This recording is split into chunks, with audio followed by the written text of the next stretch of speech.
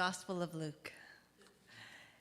Now, about 8 days after these sayings, Jesus took with him Peter and John and James and went up on the mountain to pray. And while he was praying, the appearance of his face changed, and his clothes became dazzling white. Suddenly, they saw two men, Moses and Elijah, talking to him. They appeared in glory and were speaking of his departure, which he was about to accomplish in Jerusalem. Now Peter and his companions were weighed down with sleep. But since they had stayed awake, they saw his glory and the two men who stood with him. Just as they were leaving, Peter said to Jesus, "Master, it is good for us to be here. Let us make 3 dwellings, one for you, one for Moses, and one for Elijah." Not knowing what he said, while he was saying this, a cloud came and overshadowed them, and they were terrified as they entered the cloud. Then from the cloud came a voice that said, "This is my son, my chosen. Listen to him." When the voice had spoken, Jesus was found alone, and they kept silent, and in those days told no one of the things they had seen. On the next day, when they had come down from the mountain, a great crowd met him. Just then, a man from the crowd shouted, "Teacher, I beg you, look at my son. He is my only child." Suddenly, a spirit seizes him, and all at once he shrieks. It convulses him until he foams at the mouth. It mauls him and will scarcely leave him. I begged your disciples to cast it out, but they could not. Jesus answered, "You faithless and perverse generation, how much longer must I be with you and bear with you? Bring your son here." While he was coming, the demon dashed him to the ground in convulsions, but Jesus rebuked the unclean spirit, healed the boy, and gave him back to his father. And all were astounded at the greatness of God. Word of God for the people of God. Thanks be to God. You may be seated.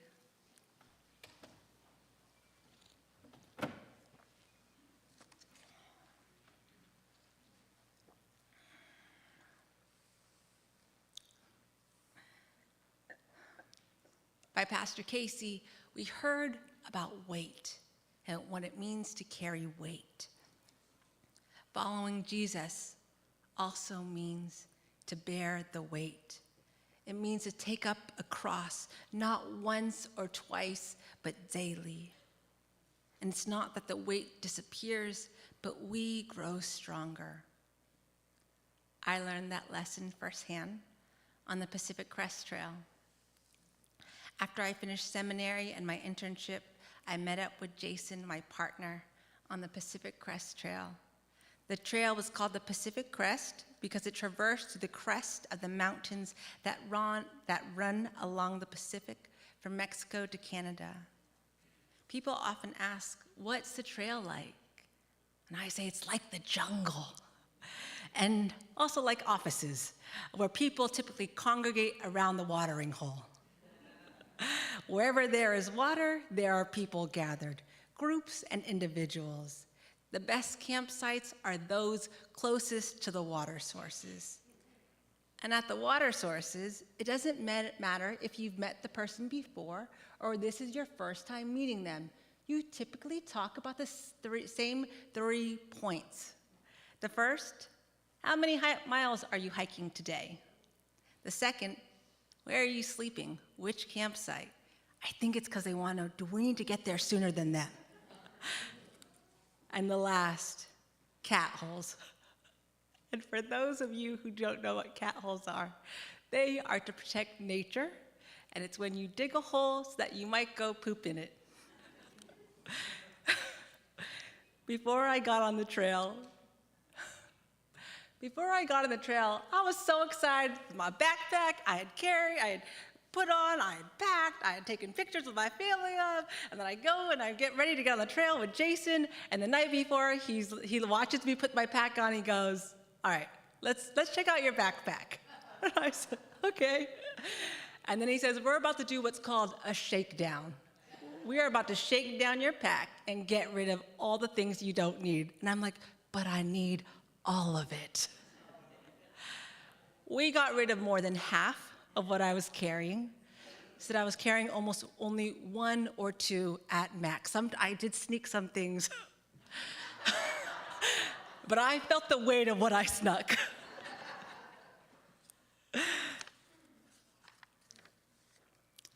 And that weight was heavy, painful. Even though I wanted to carry, I walked in pain. I tried not to complain, but you just can't help it when the pack is on your back, and you are climbing up and down mountains and feeling the pain of it. Jason tried to console me as we walked, saying, over time, you'll develop hiker legs.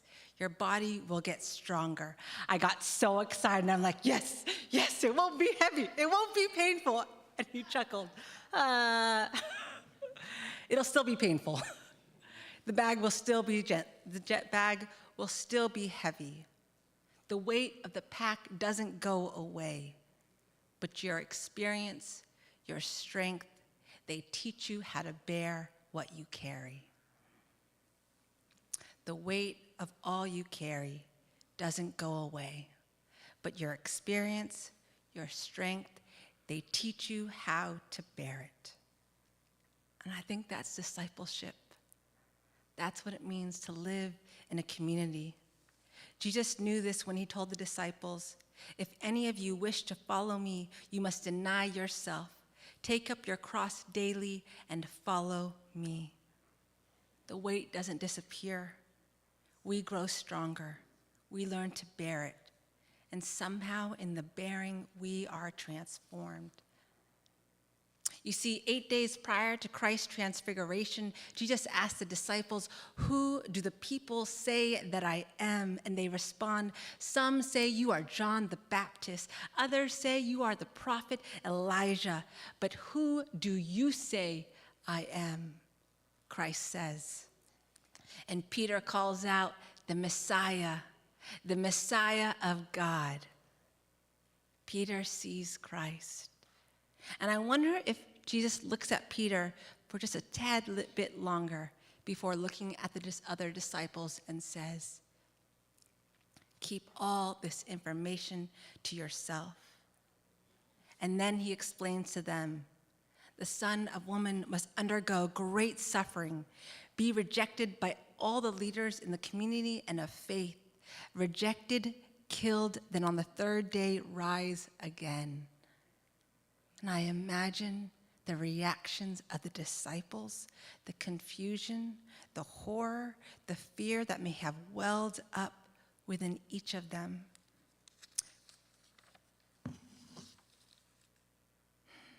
I wonder if they thought, the Messiah is not supposed to suffer. The Messiah is not supposed to die. The Messiah will conquer. The Messiah is going to deliver us. And even as they might be processing and thinking this, Christ immediately says, if any of you wish to follow me, you must deny yourself. Take up your cross daily and follow. For those who want to save their life will lose it. Those who lose their life for the sake of Christ will save it. What does it profit them if they gain the whole world but lose or forfeit themselves? And then our gospel begins 8 days later. 8 days later, Jesus leads Peter, John, and James up the mountain to pray. And as we saw earlier, as Christ prays, something happens. Miraculously, his face changes. His clothes brighten, neon, fluorescent, flash of lightning, stunningly bright. As the kids say, it got lit on the mountains. I imagine the disciples blink rapidly, trying to rub the sleep out of their eyes as the great ancestors appear near Jesus, Moses and Elijah. Moses, the one who had led the Israelites out of slavery from Egypt.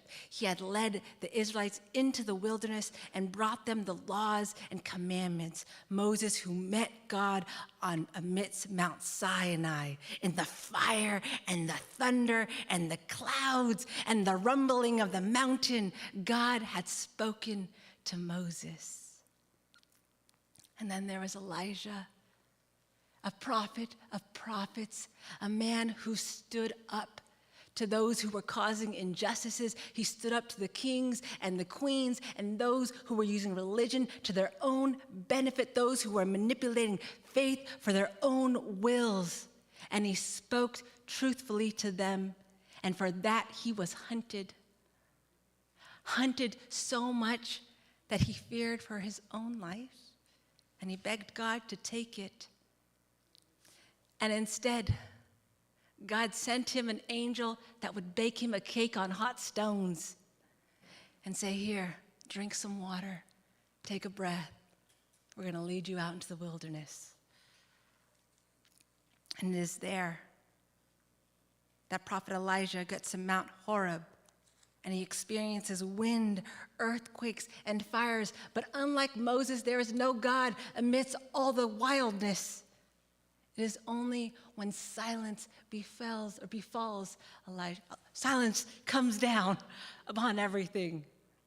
It is then that God speaks and makes themselves known. So these are the people who stand amidst Jesus on the mountain. In Bible study, folks inquired, how do they know it's Moses and Elijah? They didn't have pictures. There was no description of them. How could they know? But Christ knows. The disciples know.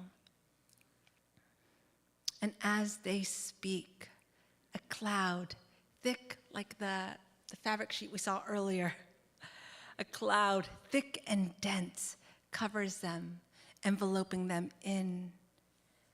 And as the cloud covers them, terror also begins to cover them, rolling in, because they can't see anything.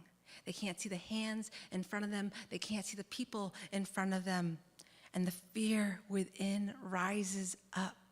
I wonder if there are flashbacks of Christ's words the week before of being rejected, killed, and rising up might be striking a chord with them. And as the terror and the inability to see is present, it is then a voice appears. "This is my son, the chosen. Listen to him." Then, as if it were never there, the cloud vanishes. Christ stands alone before them on the mountains. And then there is silence.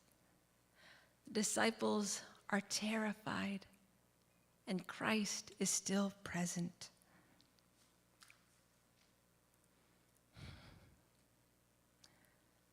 Many of us might be terrified today, grappling with fears, unable to see what's next, unable to see what's in front of them.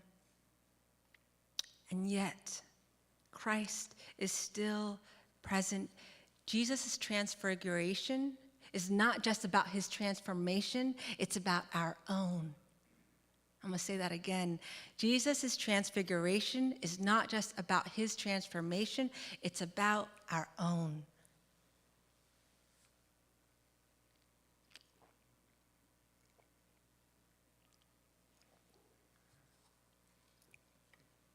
It's about the world we are hoping to live into and birth into being. It is easy to close our eyes and to remain complacent, to choose to remain the same, hoping that if we close our eyes, that the things around us won't affect us, the people we love, ourselves, it'll all just go away. But Christ doesn't leave us where we are. Christ calls us to take up our cross, to let go, and to follow him.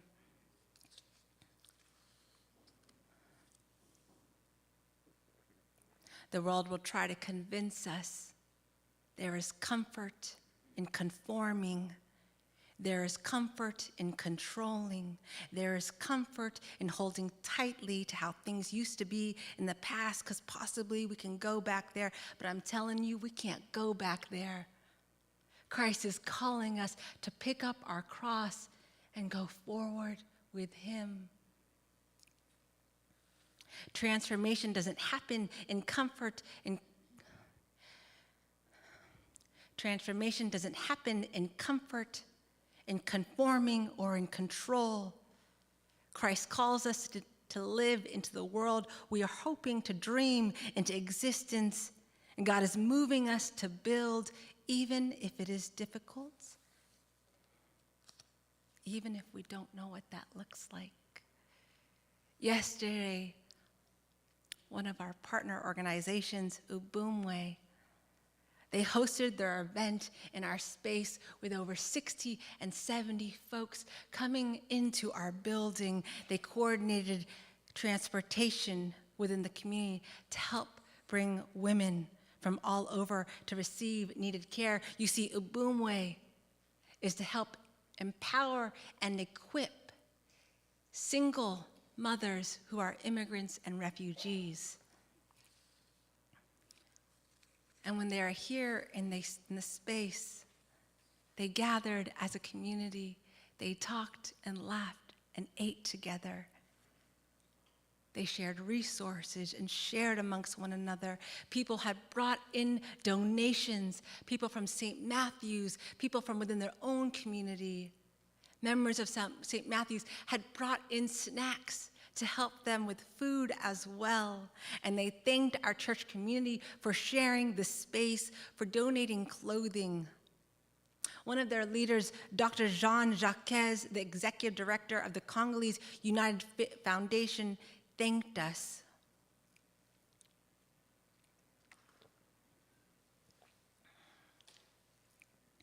He thanked us, and he spoke about how important it was for there to be a safe space provided for them to gather, because the safe spaces are far and few in between. He reminisced about how during COVID it was hard, but when the difficulties stacked up against folks, they always had resources to share with them. Now it's a different type of hardship. Finding words to empower folks is hard. You can't just say anything. You must choose your words wisely for fear of repercussions. As I received his consent to share with you all, he spoke about the overwhelming fears sweeping across communities. People who barely had anything to begin with were now with even less. Fears prevented families from leaving their home, going to doctor appointments, care coordinating appointments, stopping them from going to their own churches. So having a physical space where people can feel safe to gather, it makes a difference. Thank you, he says. We gotta do it together. We gotta do it in community. We can all do what we can to coordinate efforts to bring the community together. And as Dr. Jean Jacques spoke, the conversation was reminiscent of the words I heard at a meeting last month with the Dean of Students at McKnight Middle School. She had shared of the fears of ICE, the worries of family, people afraid to walk out of their homes, afraid to go to grocery stores.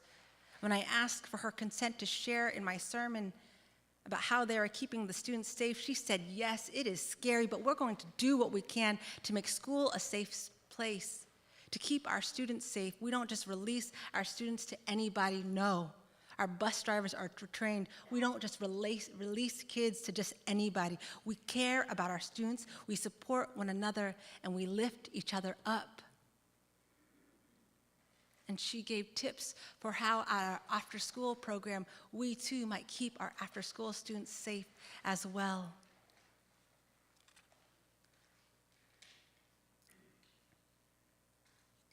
I tell you these things not to bring and drive more fear into the community, but to speak about the truth about what is happening amidst our community.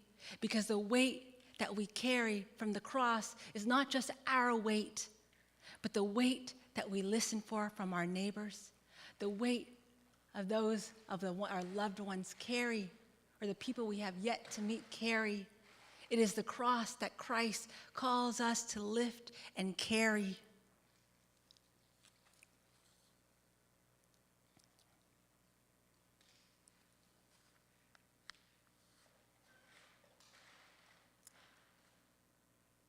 And when we participate in the church, when we participate in the community, we have legs to bear the weight together, because one person cannot do it. Leaders cannot do it.